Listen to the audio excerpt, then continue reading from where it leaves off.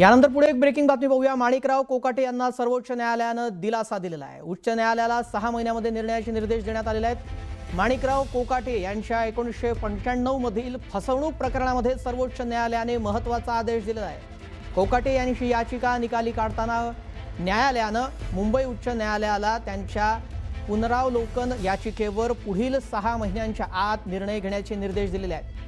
दरम्यान उच्च न्यायालयाचा अंतिम निर्णय होईपर्यंत कोकाटे यांना शिक्षेवरील अंतरिम स्थगिती कायम ठेवण्यात आलेली आहे। त्यामुळे अंतिम निर्णय येईपर्यंत त्यांना दिलासा हा कायम असणार आहे।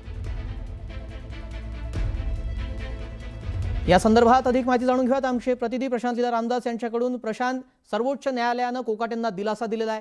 त्यांनी ज्या वेळेला आदेश दिले त्यात नेमकं काय सांगण्यात आलंय?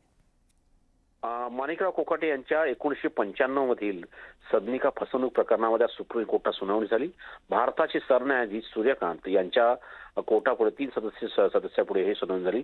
कोकाटे यांची याचिका जी आहे ती सुप्रीम कोर्टाने निकाली काढली आहे। त्यांनी म्हटलंय की मुंबई उच्च न्यायालयात याच्या पुनरावलोकन याचिकेवरती आगामी 6 महिन्यामध्ये आपण निर्णय घेण्याचे निर्देश त्यांनी दिले आहेत। दरम्यान उच्च न्यायालयाचा अंतिम निर्णय होईपर्यंत कोकाटे यांच्या शिक्षेवर ती अंतरिम स्थगिती आहे ती देखील त्यांना देण्यात आली, कायम ठेवण्यात आली आहे। त्यामुळे अंतिम निर्णय येतपर्यंत त्यांना एक मोठा दिलासा मिळाला आहे।